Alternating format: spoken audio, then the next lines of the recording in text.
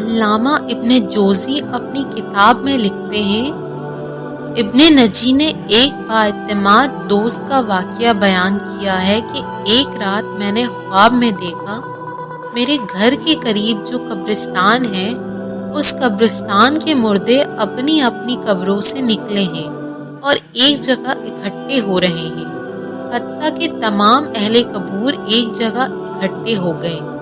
پھر انہوں نے گریہ وزاری شروع کر دی اور گڑ گڑا کر دربار الہی میں دعا کرتے ہیں، یا اللہ تو فلاں عورت جو صبح مر گئی ہے وہ ہمارے قبرستان میں دفن نہ ہو، اللہ ہمیں اس سے بچا لے۔ یہ گریہ وزاری سن کر میں نے ایک مردے سے پوچھا، ماجرا کیا ہے؟ تم کیوں یہ دعا کر رہے ہو؟ اس نے بتایا، جو عورت آج مری ہے جہنمی ہے، اگر یہ ہمارے قبرستان میں دفن کر دی گئی تو ہمیں اس کا عذاب دیکھنے میں تکلیف ہوگی، اس لیے ہم گریہ وزاری کر رہے ہیں اور گڑ گڑا کر دعائیں مانگ رہے ہیں۔ یہ سن کر میں بیدار ہو گیا اور سخت پریشانی میں مبتلا ہو گیا۔ صبح ہوئی، قبرستان کی طرف نکلا اور دیکھا کہ گورکن قبر کو کھود چکے ہیں۔ میں نے ان سے پوچھا، یہ کس کے لیے بنائی گئی ہے؟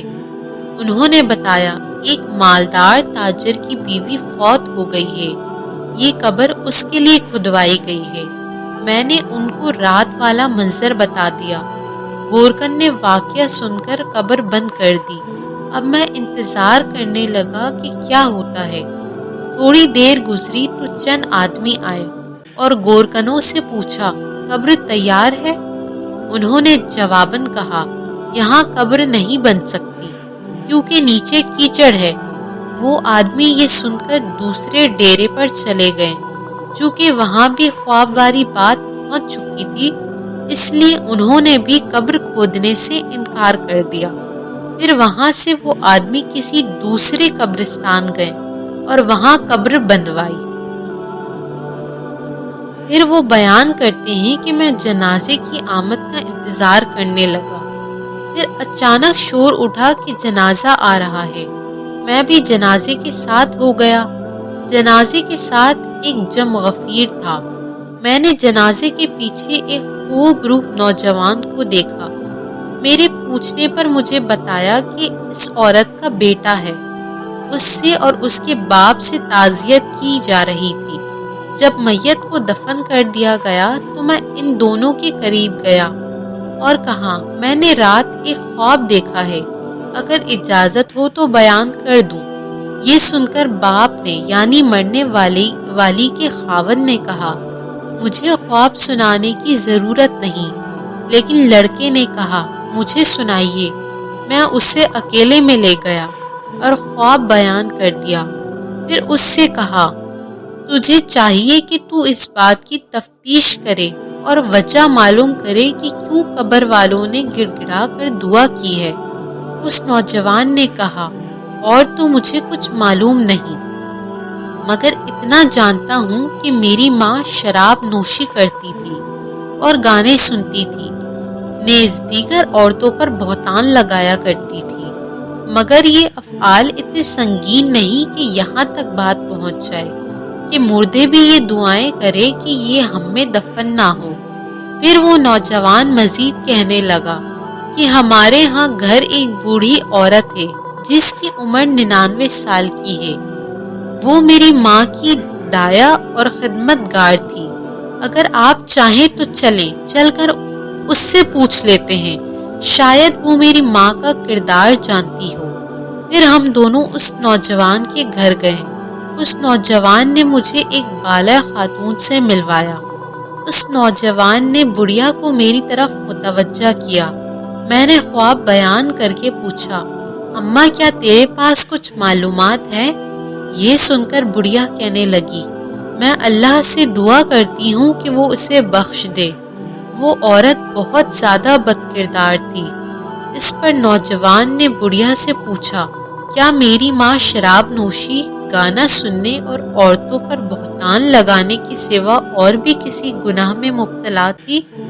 بڑھیا نے کہا، بیٹا اگر تو برا نہ مانے تو میں تجھ کو بتا دیتی ہوں۔ کیونکہ اس آدمی نے جو خواب بیان کیا ہے یہ تیری ماں کے گناہوں کے سامنے معمولی ہے۔ یہ سن کر نوجوان نے کہا، میں چاہتا ہوں کہ تو ہمیں بتائے تاکہ ہم ایسے کردار سے بچ جائیں اور عبرت حاصل کریں۔ یہ سن کر بڑھیا رونے لگی اور کہنے لگی، خدا تعالیٰ جانتا ہے کہ میں کئی سال سے توبہ کر چکی ہوں اور مجھے امید تھی کہ تیری ماں بھی توبہ کر لے گی، مگر اس نے توبہ نہ کی۔ اب تمہیں 3 کارنامے تیری ماں کے سناتی ہوں۔ تو اس بڑھیا نے اس عورت کے لڑکے کو مخاطب کر کے کہا، تیری ماں بہت بڑی بد کردار تھی۔ ہر دن 2 نوجوان اس کے گھر آتے تھے جس سے وہ اپنی خواہش پوری کرتی تھی، اور تیرا باپ بازار میں کام کرتا تھا۔ پھر تو جب جوانی کو پہنچا تو نہایت حسین و جمیل ہو چکا تھا۔ میں دیکھا کرتی تھی کہ تیری ماں تیری طرف شہوت کی نظر سے دیکھا کرتی تھی، حتیٰ کہ ایک دن تیری ماں نے مجھے کہہ دیا کہ میں اپنے بیٹے پر فرفتہ ہو گئی ہوں، لہٰذا کسی طریقے سے اس کو میری طرف راغب کر۔ میں نے یہ بات سن کر تیری ماں سے کہا، بیٹی یہاں تک کیوں جاتی ہے؟ تیرے لیے اور بہت سارے نوجوان ہیں جن سے تو اپنی خواہش پوری کر سکتی ہے، لہٰذا بیٹی تو اللہ تعالیٰ سے ڈر اور اس ارادے سے باز آ جا۔ تو تیری ماں کہتی تھی، نہیں، مجھے اس کے سوا صبر نہیں۔ تو میں نے تیری ماں سے پوچھا، تو اس مقصد میں کیسے کامیاب ہو سکتی ہے؟ حالانکہ بیٹا بھی اب 9 عمری کو ہے، تو خواہ مخواہ بدنام ہوگی، لہٰذا خدا کے لیے اس ارادے سے باز آ جا۔ تو تیری ماں نے مجھ سے کہا، اماں تو میری مدد کرے تو میں کامیاب ہو سکتی ہوں۔ میں نے پوچھا، کیا ہیلا کیا جائے؟ تو تیری ماں نے کہا کہ فلاں گلی کے مکان میں ایک عرضی نویس ہے، وہ خط لکھ کر مردوں کو عورتوں سے ملاپ کراتا ہے اور اجرت لیتا ہے۔ تو اس کو کہہ کہ وہ میرے بیٹے کو تحریر لکھے اور نام لیے بغیر کہے کہ 1-2 شیزہ تجھ سے عشق کی حد تک محبت کرتی ہے اور تجھ سے فلاں جگہ فلاں وقت ملاپ چاہتی ہے۔ اس بوڑھی عورت نے کہا کہ میں نے ایسا ہی کیا، اور جب تجھے میں نے وہ خط دیا تو بھی فریفتہ ہو گیا اور تو نے لکھ دیا کہ مجھے منظور ہے، فلاں وقت میں آ جاؤں گا۔ تو میں نے تیری ماں کو وہ خط لا کر دے دیا۔ تیری ماں نے جواب پڑھ کر کہا، اماں تو میرے بیٹے سے کہو کہ فلاں وقت فلاں جگہ آ جائے، اور تو فلاں بالا خانہ اچھی طرح تیار کر اور اس میں پھل اور خوشبو وغیرہ کا انتظام بھی کر۔ تو میرے بیٹے کو یہ بھی کہہ کہ جس عورت نے تجھے بلایا ہے وہ ابھی 2 شیزہ ہے اور روشنی پسند نہیں کرتی، بلکہ یہ کام اندھیرے میں بہتر ہے، تاکہ تمہارے والدین کو تم پر شک نہ گزرے۔ پھر میں تیرے پاس آئی تھی تو نے یہ بات مان لی اور رات کا وقت مقرر ہوا۔ میں نے تیرا جواب تیری ماں کو پہنچایا تو اس نے بہترین کپڑے پہنے اور عمدہ خوشبو لگائی، اور وہ اس بالا خانہ میں پہنچ گئی، اور پھر تو بھی پہنچ گیا۔ پھر تو وہیں سو گیا تو میں نے صبح کے وقت آ کر تجھے جگایا۔ پھر چند دنوں کے بعد تیری ماں نے مجھ سے یہ کہا کہ اماں میں اپنے بیٹے سے حاملہ ہو گئی ہوں، اب میں کیا کروں؟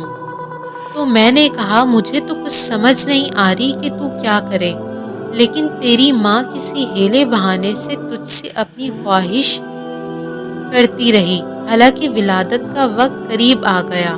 تو تیری ماں نے تیرے باپ سے کہا کہ میں بیمار ہوں، میں چاہتی ہوں کہ کچھ دن اپنی ماں کے پاس رہ آؤں۔ تو تیرے باپ نے اجازت دے دی۔ پھر میں اور تیری ماں تیری نانی کے گھر چلے گئے۔ وہاں ہم نے ایک کمرے میں رہائش رکھ لی، اور جب ولادت کا وقت آیا تو میں ایک دایا کو بلا کر لائی۔ تو تیری ماں کے ہاں ایک بچہ پیدا ہوا جسے تیری ماں نے مار دیا، اور پھر ہم نے وہ بچہ دفن کر دیا۔ ابھی کچھ دن ہی گزرے تھے کہ تیری ماں نے مجھ سے کہا کہ اب پھر میں اپنے بیٹے سے خواہش پوری کرنا چاہتی ہوں۔ تو میں نے کہا، بیٹی جو کچھ ہو چکا تیرے لیے کافی نہیں؟ تو تیری ماں نے کہا، مجھے صبر نہیں ہے، اور پھر اسی طرح یہ سلسلہ شروع ہو گیا۔ پھر جب وہ بڑھیا دوسرا واقعہ سنانے لگی تو اس عورت کے بیٹے نے یہ کہہ کر بات ختم کر دی کہ اماں بس کر، اتنا ہی کافی ہے، اللہ تعالیٰ میری ماں پر لعنت کرے اور ساتھ تجھ پر بھی لعنت کرے۔ یہ کہہ کر وہ اٹھ کھڑا ہوا اور میں بھی اس کے ساتھ اٹھ کر آ گیا۔ کاش کہ وہ بڑھیا دوسرے 2 واقعات بھی سنا دیتی۔ اس واقعات سے ہمیں یہ سبق ملتا ہے کہ اندازہ کیجئے جب انسان کی شرم و حیا ختم ہو جائے تو وہ کس قدر پستی میں چلا جاتا ہے۔ ہمیں چاہیے کہ اس واقعے سے سبق حاصل کریں اور اللہ تعالیٰ سے پناہ مانگیں۔ اللہ تعالیٰ ہماری حفاظت فرمائے، آمین۔